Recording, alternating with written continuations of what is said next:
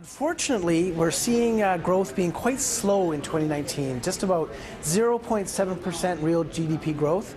So I wish there was better news, but all the indications suggest it's going to be a slow year for Alberta's economy.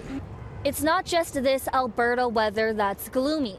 From slow job growth, weak retail sales, and continuing pipeline challenges, this report from ATB says Alberta's 2019 economic outlook is looking pretty dim too. ATB is cutting its growth forecast in half from where it was just a couple months ago.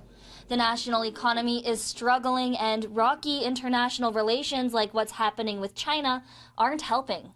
The Canadian economy as well, likely going into a slower growth phase in 2019. But Alberta, much slower growth than nationally because we've really come up against this pipeline capacity issue where we just don't have enough room to move any more oil to market. And so the oil patch isn't able to expand, and that's keeping a lid on economic growth here in the province in ways that aren't as bad for the country as a whole. Although oil prices are better than they were in the fall, the province's oil and gas sector isn't performing well enough to show economic growth. And a big part of that challenge is because the delays around the pipeline. I don't think you'd have to go very far to find an Albertan who isn't in some way affected by the oil and gas sector. And so I think there's a fair bit of, or a lot of awareness that until we get this pipeline problem solved, the challenges are not going to go away.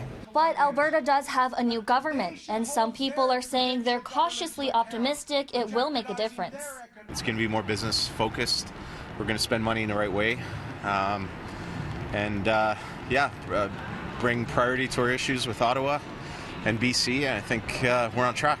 Honestly, I don't know. Every year they say it's going to improve, and it doesn't happen. So I'm hoping that this government will actually change that. Although ATB is forecasting struggles in retail sales, job growth, and global growth, there are areas that may perform well, like agriculture and agri-foods. The Chinese import ban is hampering and will continue to hamper canola growers, but cannabis and other crops may have some positive outcomes. In Calgary, Kristen Fong, City News.